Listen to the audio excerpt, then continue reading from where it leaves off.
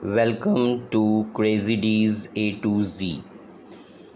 Today we are going to start with one of the most important chapter, that is electrochemistry. ये chapter CBSE board exams में काफ़ी important role play करता है, काफ़ी बड़े marks के साथ ये बोर्ड एग्ज़ाम्स में आता है. तो let's see about this chapter. Electrochemistry होता क्या है? एक तरह का प्रोसेस जिसमें हम इलेक्ट्रिसिटी एज अ एनर्जी लेते हैं. वो एनर्जी जो रिलीज़ होता है केमिकल रिएक्शंस के दौरान, और उस रिएक्शन से हम इलेक्ट्रिकल एनर्जी को बनाने में हेल्प करते हैं. कभी कभी इसे हम केमिकल ट्रांसफॉर्मेशन के द्वारा इलेक्ट्रिकल एनर्जी में भी कन्वर्ट करके इसका यूज़ करने की कोशिश करते हैं. तो सबसे पहले देखते हैं कुछ इम्पॉर्टेंट टर्म्स. जैसे पहला आता है रेजिस्टेंस. रेजिस्टेंस क्या होता है? The property of a substance by which it obstructs the flow, यानी कि करंट के फ़्लो को रोकने के लिए रेजिस्टेंस यूज़ होता है. बेसिकली ये एक तरह की प्रॉपर्टी है जिसमें करंट जब आगे की तरफ बढ़ रहा है तो उसे रोकने के लिए एक रेजिस्टेंस ऑफ़र किया जाता है. And this resistance is inversely proportional to area of cross section and directly proportional to length. तो that means R proportional to L by A, और अगर हम इस proportionality constant लगा दें तो this becomes R is equal to rho L by A. यहाँ पे rho है constant of proportionality, जिसे हम specific resistance या resistivity भी कहते हैं, और इसका यूनिट है ओम सेंटीमीटर.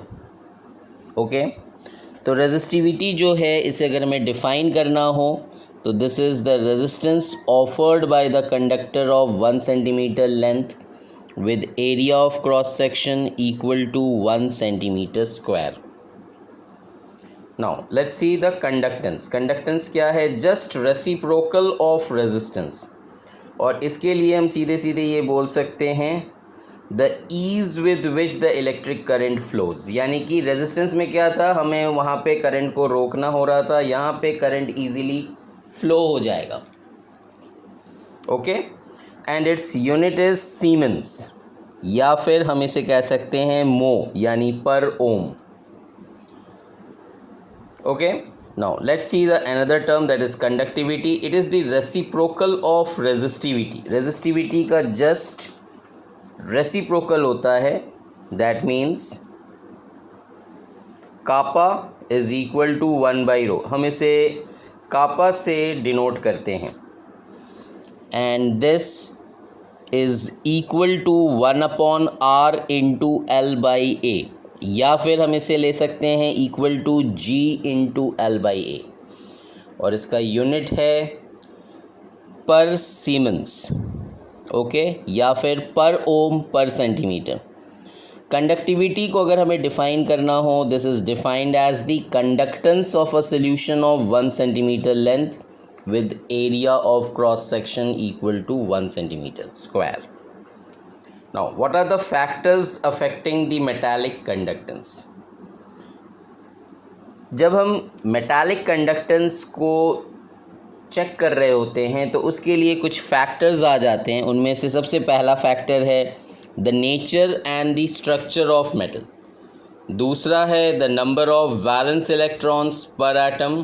तीसरा है टेम्परेचर, जहाँ पे it decreases with increase in temperature, यानी कि टेम्परेचर के बढ़ने से ये घटेगा या फिर टेम्परेचर के घटने से ये बढ़ेगा.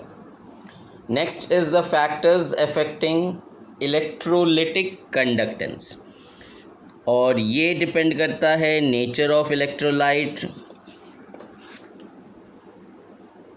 ओके,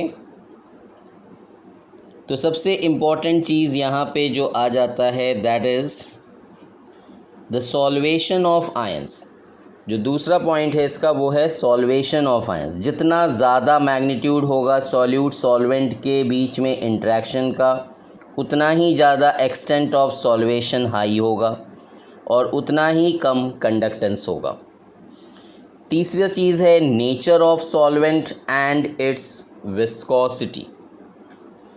जितना ज़्यादा सॉल्वेंट और सोल्यूट का इंट्रैक्शन होगा उतना ही ज़्यादा विस्कोसिटी होगा और उतना ही ज़्यादा रेजिस्टेंस ऑफ़र किया जाएगा सॉल्वेंट मॉलिक्यूल्स के द्वारा आयंस को फ़्लो करने में, और इस वजह से इलेक्ट्रिकल कंडक्टेंस उतना ही कम होता चला जाएगा।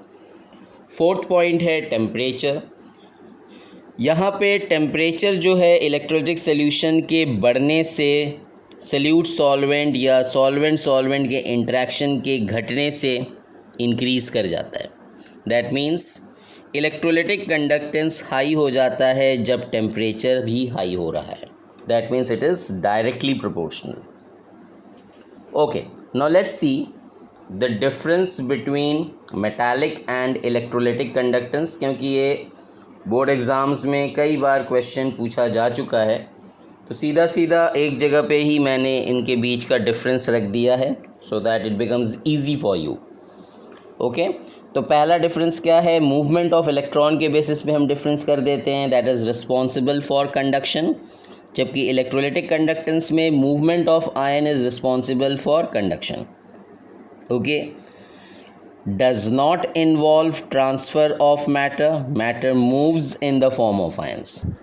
यहाँ पे decreases with increase in temperature और यहाँ पर increases with increase in temperature। okay, now let's see the measurement of conductance। Conductance को मेजर करने के लिए जो बेस्ट डिवाइस लिया जाता है that is the Wheatstone bridge, जहाँ पे 3 रेजिस्टेंसेस हमें पता रहते हैं और 4th रेजिस्टेंस को हम निकाल लेते हैं कैलकुलेट करके, जिसके लिए हम कंडक्टिविटी सेल का यूज़ करते हैं as the unknown resistance. So let's see by which formula. इसके लिए जो फार्मूला यूज़ होता है, क्योंकि R2 हमारा अननोन रेजिस्टेंस है, so this becomes R1 into R4 by R3, यानी कि क्रॉस में जाके ये मल्टीप्लाई हो रहा है। तो बेसिकली कंडक्टिविटी सेल होता क्या है? It consist of platinum electrode coated with platinum black having area of cross section A and a distance of 1 meter between both the electrodes. तो यानी कि जो 2 इलेक्ट्रोड्स कंडक्टिविटी सेल में रखे गए हैं वो 1 मीटर के डिफरेंस पे रहता है और उनके बीच का area of cross section A है। इसका मतलब क्या हुआ कि जिस भी सोल्यूशन को हमें वहाँ पर ऐड ऑन करना है हम सीधे सीधे उसे कंडक्टिविटी सेल में डाल देते हैं और उसके बेसिस पे हम रेजिस्टेंस उस सोल्यूशन का कैलकुलेट कर सकते हैं by using it with the device Wheatstone bridge. उसे सीधा R2 पे रखना होगा कंडक्टिविटी सेल को, क्योंकि वो अननोन रेजिस्टेंस है। So electrolytic solution can't be connected to salt bridge. अब इस कंडक्टिविटी सेल की ज़रूरत क्यों पड़ी? उसके लिए 2 रीज़न्स हैं। पहला कि जो भी सोल्यूशन है इलेक्ट्रोलिटिक सोल्यूशन उसको हम सॉल्ट ब्रिज के साथ डायरेक्ट कनेक्ट नहीं कर सकते थे। दूसरा, अगर हम डायरेक्ट करंट पास करते हैं तो भी इलेक्ट्रोलिटिक सोल्यूशन का जो कॉम्पोजिशन है वो चेंज हो जा रहा था, इसलिए हमें यहाँ पे AC करंट की ज़रूरत थी, यानी ऑल्टरनेटिंग करंट, और इसके लिए कंडक्टिविटी सेल बेस्ट ऑल्टरनेट था। Okay, now let's see molar conductivity, जिसे हम लैम्डा m से रिप्रेजेंट करते हैं। It may be defined as the conducting power of all the ions produced by dissolving 1 gram mole of an electrolyte placed between 2 large electrodes at 1 centimeter apart। तो लैम्डा m is equal to kappa into V, जहाँ पे ये बन जाता है lambda m is equal to kappa into 1000 by C, where C is the molarity या फिर concentration, and the unit of molar conductivity is Siemens centimeter square per mole। Now let's see the variation of conductivity and molar conductivity with concentration। तो most important चीज़ क्या है कि conductivity decrease करता है concentration के decrease होने से। इसका कारण है कि जो number of ions per unit volume वो कैरी कर रहा था करंट, इस समय डिक्रीज़ हो जाता है डाइल्यूशन की वजह से। दूसरी तरफ मोलर कंडक्टिविटी इंक्रीज़ कर जाता है कंसंट्रेशन के घटने से। रीज़न कि डाइल्यूशन के बढ़ने से मोलर कंडक्टिविटी में फ़र्क आ जाता है। रीज़न है इसका कि टोटल वॉल्यूम ऑफ सोल्यूशन जो है जब 1 मोल ऑफ इलेक्ट्रोलाइट को वो यूज़ कर रहा था तो डाइल्यूशन के दौरान वॉल्यूम बढ़ गया और इससे ओवरऑल मोलर कंडक्टिविटी में भी इंक्रीज़ आ गया। Okay, now let's see the diagram. ये एक एक्स्ट्रापोलेशन डायग्राम है जहाँ पर molar conductivity versus under root of concentration का ग्राफ दिखाया गया है और ये एक्स्ट्रापोलेशन मेथड से इजीली वीक इलेक्ट्रोलाइट्स के लिए कैलकुलेट किया जा सकता है। Okay, now let's see the limiting molar conductivity. Limiting value जो मोलर कंडक्टिविटी का है ये उस वक्त यूज़ होता है जब कंसंट्रेशन ज़ीरो की तरफ अप्रोच कर रहा होगा, यानी कि मोलर कंडक्टिविटी का वैल्यू जब ज़ीरो की तरफ अप्रोच कर रहा होता है उस समय जो कंडक्टिविटी कैलकुलेट की जाती है उसे लिमिटिंग मोलर कंडक्टिविटी कहा जाता है। तो ये पॉसिबल है इजीली डिटरमाइन करना, लिमिटिंग मोलर कंडक्टिविटी को डिटरमाइन करना इजी है बाय एक्स्ट्रापोलेशन मेथड। ओके, जिसके लिए हम lambda M versus under root C का मेथड यूज़ करते हैं ग्राफिकली, जो मैंने अभी अभी आपको ऊपर भी शो किया। तो जो मैथमेटिकल रिलेशन था मोलर कंडक्टिविटी और लिमिटिंग मोलर कंडक्टिविटी के बीच का, वो सबसे पहले डिबाई, हकल और ओनसागर नाम के साइंटिस्ट ने सामने रखा था और एक रिलेशन दिया था lambda M equal to lambda not M minus B under root C. इस रिलेशन के तहत इससे सामने लाया गया था। Okay, now let's see the Kohlrausch law. Kohlrausch law basically सबसे पहले इसलिए आया था क्योंकि मोलर कंडक्टिविटी को कैलकुलेट करने के लिए कई तरीके अपनाए गए थे, लेकिन सबसे बेस्ट तरीका जो सामने आया था वो कोलरॉस लॉ के द्वारा दिया गया था। और ये क्या कहते हैं?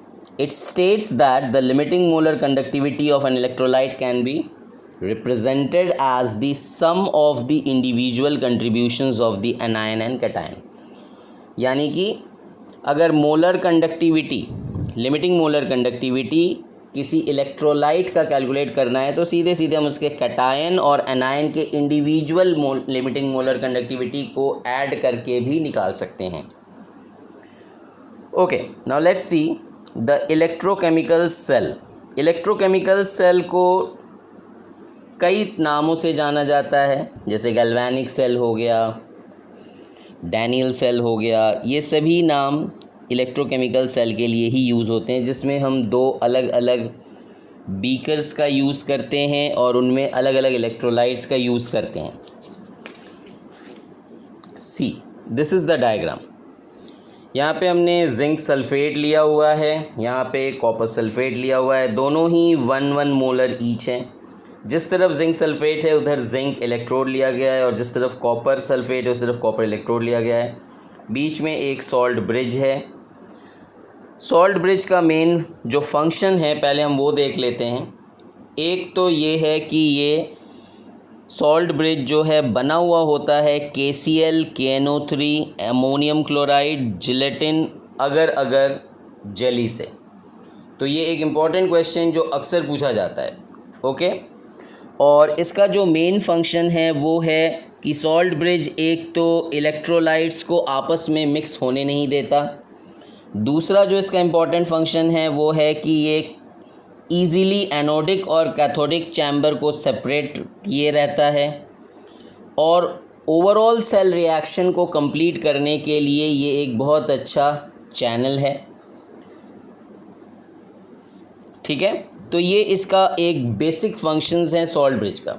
और इस इलेक्ट्रोकेमिकल सेल की बदौलत हम इस चीज़ को चेक कर पाते हैं कि किस तरह से कोई भी मेटल अपने आप को डिस्प्लेस करता है, इलेक्ट्रॉन्स को बाहर निकालता है और सर्किट को कंप्लीट करता है। Okay, now let's see its cell representation. अगर हमें इस इलेक्ट्रोकेमिकल सेल को रिप्रेजेंट करना है तो कैसे रिप्रेजेंट होगा? Zn/Zn2 प्लस, बीच में डबल लाइन आ जाता है जो कि सॉल्ट ब्रिज को शो कर रहा है, and then Cu2 plus by Cu। यहाँ पे एक एनोड हाफ है और एक कैथोड हाफ है। एनोड हाफ जो सेल का है वो लेफ़्ट हैंड साइड पे लिखा जाता है और जो कैथोड हाफ सेल है वो राइट हैंड साइड पे लिखा जाता है। तो बेसिकली एनोडिक चैम्बर और कैथोडिक चैम्बर को अगर हमें देखना हो तो this is the anodic chamber Zn/Zn2+ और ये कैथोडिक चैम्बर है Cu2+/Cu। ठीक है, और जो वर्टिकल लाइन, जो दो डबल वर्टिकल लाइन दिए गए हैं, that is the salt bridge. Okay, अगर इसका हमें कैरेक्टरिस्टिक्स देखना हो तो हम इसकी कैरेक्टरिस्टिक्स को देख सकते हैं। सबसे पहले कि ऑक्सीडेशन और रिडक्शन पोटेंशियल ये दोनों ही इक्वल इन मैग्नीट्यूड होते हैं लेकिन ऑपोजिट इन साइन होता है। जो रिडक्शन पोटेंशियल है वो इंक्रीज़ करता है जब कंसंट्रेशन इंक्रीज़ होता है और डिक्रीज़ होता है जब कंसंट्रेशन में डिक्रीज़ होता है। और तीसरा इम्पॉर्टेंट चीज़ है कि ये थर्मोडायनेमिक प्रॉपर्टी बिल्कुल नहीं है, इसलिए जो ई का जो वैल्यू है वो एडिटिव नहीं है। Okay, now let's see standard hydrogen electrode. Standard hydrogen electrode जो है ये प्लैटिनम इलेक्ट्रोड से बना हुआ फिर से एक डिवाइस है जिस प्लैटिनम इलेक्ट्रोड को acidic solution 1 molar solution H+ ion में डिप किया जाता है और 1 बार प्रेशर पे इसका यूज़ होता है एट 298 केल्विन। तो बेसिकली इसका यूज़ किया जाता है अलग अलग मेटल्स के इलेक्ट्रोड पोटेंशियल्स को कैलकुलेट करने के लिए। तो this is the diagram for she.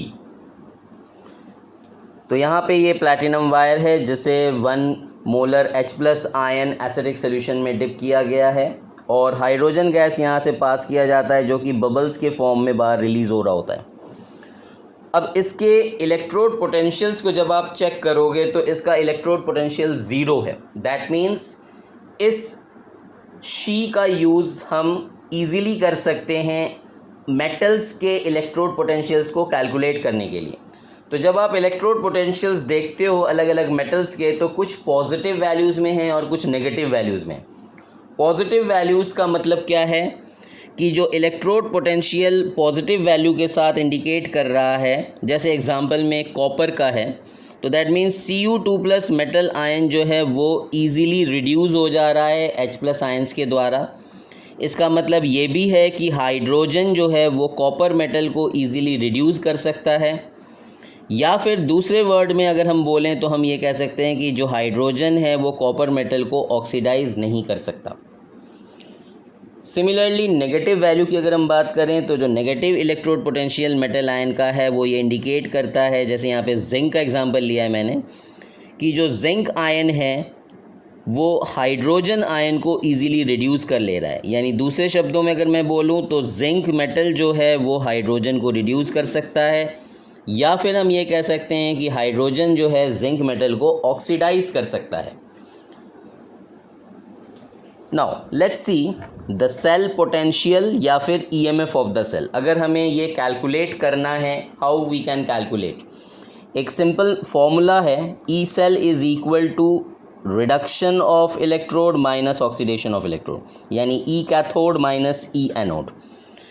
अगर आप ध्यान से देखो तो कॉपर का इलेक्ट्रोड पोटेंशियल वैल्यू है पॉजिटिव में 0.34 और जिंक का है नेगेटिव में 0.76। अगर हम इस फॉर्मूले में इसको पुट करें this becomes 1.10 volt. That means electrochemical cell is having 1.10 volt of electrode potential. Now this is the most important equation जो इलेक्ट्रोकेमिस्ट्री के तरफ से हमेशा पेपर में आपको देखने को मिलेगा, that is the Nernst equation. तो यहाँ पे नर्स्ट इक्वेशन क्या शो कर रहा है, E is equal to E0 minus RT/NF ln concentration of product upon concentration of reactant. Okay, तो जब हम नेचुरल लॉग को हटाकर लॉग पे आते हैं तो 2.303 इसमें मल्टीप्लाई हो जाता है। That means E is the electrode potential over here, E0 is the standard electrode potential, R जो है यूनिवर्सल गैस कांस्टेंट है 8.314 जूल पर मोल पर केल्विन के बराबर, T is the temperature in Kelvin, N is the number of electrons, gained and F is the Faraday's constant जो कि 96500 coulomb per मोल के बराबर है। तो अगर हम इन वैल्यूज़ को पुट कर दें then our formula becomes E equal to E naught plus 0.0591 by n log concentration of product upon concentration of reactant। Okay fine. तो ये हमारा नर्स्ट इक्वेशन अल्टीमेट इक्वेशन है जिसके बेसिस पे कई सारे न्यूमेरिकल्स पूछे जाते हैं। ओके सो दूसरा जो इक्वेशन नर्स्ट का आ जाता है that is when the equilibrium has been obtained by the cell. इस केस में जो ई सेल है that becomes equal to zero, यानी कि हमारा जो फॉर्मूला है वो बन जाता है E not cell equal to 2.303 RT by NF log concentration of product by concentration of reactant. तो यहाँ पे मैंने जिंक और कॉपर का एग्जांपल ले रखा है और दोनों ही केसेस में क्योंकि नंबर ऑफ इलेक्ट्रॉन्स 2 हैं इसलिए मैंने यहाँ पे 2F लिखा हुआ है। ओके सो अल्टीमेटली जब हम इसे सॉल्व करते हैं तो यहाँ पर आप एक चीज़ और देख पाते हो that at equilibrium concentration of product by concentration of reactant is equal to equilibrium constant Kc। तो दैट मीन्स हम इस फॉर्मूले में इसको लिख सकते हैं E not cell equal to 2.303 RT by NF log Kc। तो स्ट्रेट अवे यहाँ से हम इक्विलिब्रियम कांस्टेंट Kc को भी कैलकुलेट कर सकते हैं। जब हम देखते हैं EMF को तो इसे गिब्स फ्री एनर्जी के साथ भी रिलेट किया गया है and the formula for this is delta R G equal to minus N E naught F, यानी कि Gibbs free energy of the reaction is equal to E naught F into the number of electrons gained. दूसरे तरीके से अगर आप इसे देखें तो this formula can be taken as delta R G naught equal to minus 2.303 RT log Kc। तो this is also very important और इस फॉर्मूले को आप ज़रूर ध्यान रखिएगा। इन फॉर्मूलेस के बेसिस पे न्यूमेरिकल्स पूछे जाते हैं। Okay now let's see the Faraday's law. तो बेसिकली फैराडेज का जो लॉ है this says that when some quantity of electricity is pass through different electrolytes the amount of different substances deposited at the electrodes is directly proportional to their equivalent masses। Okay तो Faraday's law के basis पे आपके कुछ numericals आते हैं जिनको आप ज़रूर देख लीजिएगा। Now let's see the primary cell batteries and the secondary cell batteries. तो जो प्राइमरी सेल बैटरीज हैं they are not chargeable. Reason क्या है कि जो इलेक्ट्रोड रिएक्शन यहाँ पे अकर होता है वो एक ही बार हो पाता है और उसको दोबारा से हम यूज़ नहीं कर सकते क्योंकि वो एक समय के बाद रीयूज़ के लायक नहीं रह जाता। रीज़न कि वो डेड हो जाता है। Okay now let's see the another type that is primary cell में एक आ जाता है लेक्लांचे सेल जिसे हम पेंसिल बैटरी के नाम से भी जानते हैं। This is having the zinc container. वो एक जिंक कंटेनर बना होता है जिसके ऊपर अलग अलग नाम रहते हैं, एवर रेडी या फिर कई और नाम आपने देखा होगा। तो बेसिकली उसके ऊपर जो कंटेनर जिंक का है दैट एक्ट्स एज एनोड और उसके अंदर कार्बन ग्रेफाइट रॉड है जो कि कैथोड की तरह काम करता है। एनोड और कैथोड दोनों को सेपरेट करते हुए बीच में एक पाउडर होता है मैंगनीज डाइऑक्साइड और कार्बन का जो वहाँ पे इलेक्ट्रोलाइट की तरह काम करता है। तो what is the reaction? Anode का रिएक्शन है जिंक से Zn2+ बन रहा है, 2 इलेक्ट्रॉन रिलीज़ हो रहा है। और जो कैथोड का रिएक्शन है वो है MnO2 plus ammonium ion plus electron, this gives MnOOH plus ammonia. Okay primary cells में ही एक और टाइप आ जाता है मरकरी सेल या फिर बटन सेल जो कि हमारे रिस्ट वॉचेस में लगते हैं, कई सारे टॉयज़ में भी लगते हैं। ये बेसिकली जिंक और मरकरी का एक एमलगम है जो एनोड की तरह काम कर रहा होता है और इसके अंदर HgO और कार्बन का पेस्ट है जो कैथोड की तरह काम करता है। इसमें KOH और ZnO यूज़ होता है एज एन इलेक्ट्रोलाइट। तो let's see its anodic reaction. Zinc mercury amalgam when treated with hydroxyl ion gives zinc oxide plus water plus 2 electron. Cathodic reaction में mercuric oxide plus water plus 2 electron forms mercury and 2 hydroxyl ions are released out. इसका cell potential 1.35 volt का होता है और ये remains रहता है constant throughout its lifetime, क्योंकि जो आयनिक कंसनट्रेशन ऑफ द सोल्यूशन है वो इस केस में चेंज नहीं होता. लेक्लैंचे सेल के केस में इलेक्ट्रोड पोटेंशियल 1.5 वोल्ट का होता है, लेकिन उसके आयंस जो हैं एक बार यूज़ हो जाने के बाद दोबारा यूज़ नहीं किए जा सकते, hence it remains dead after used once. Okay, now let's see the secondary cell batteries. secondary cell batteries basically chargeable batteries हैं जो कि ख़ास तौर से हम अपने घरों में इन्वर्टर बैटरीज़ के रूप में यूज़ करते हैं या फिर ऑटोमोबाइल्स में यूज़ करते हैं. so they are the chargeable batteries and they are called as the lead cell batteries as well. तो ये रिएक्शन जो है अगर आप देखोगे तो एनोड का lead with sulfate forms lead sulfate plus 2 electron.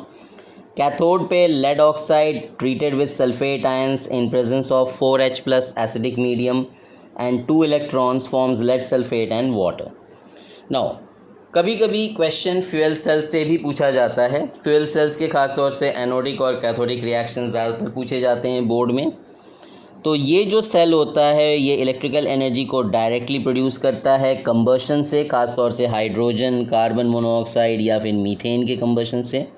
लेकिन जो सबसे ज़्यादा सक्सेसफुल फ्यूल सेल रहा है वो है hydrogen oxygen cell.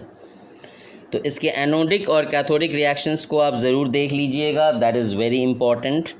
Okay, now let's see the advantages of fuel cell. इसके कुछ एडवांटेजेस हैं. पहला कि इसका जो प्रोडक्शन है वो ईजी है, कोई हार्मफुल प्रोडक्ट इसमें से नहीं बनता. दूसरा इसकी एफिशिएंसी 75% है. और तीसरा ये अपने आप में इको फ्रेंडली है, इसलिए बेटर माना जाता है.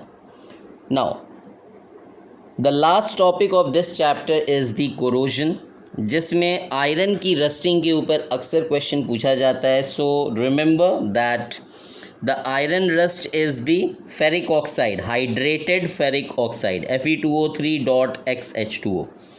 और ये एनोड और कैथोड का रिएक्शन है जहाँ पर एनोड में ऑक्सीडेशन ऑफ आयरन स्टार्ट होता है और ये आयरन धीरे धीरे Fe2+ आयंस में बदल जाता है. दैट मीन्स Fe से Fe2+ and 2 electrons are released out और इसका इलेक्ट्रोड पोटेंशियल -0.44 के बराबर होता है. जब हम कैथोड के रिएक्शन को देखते हैं तो यही इलेक्ट्रॉन्स वहाँ पे जाके H+ आयंस के द्वारा पिकअप हो जाते हैं, जो कि कार्बोनिक एसिड प्रोड्यूस करवा देता है एटमॉस्फेरिक वाटर से.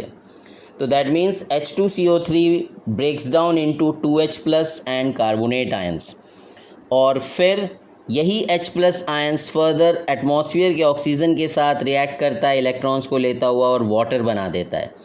and this water is responsible for rusting of iron. So hope आपको ये वन शॉट पसंद आया होगा. Thank you.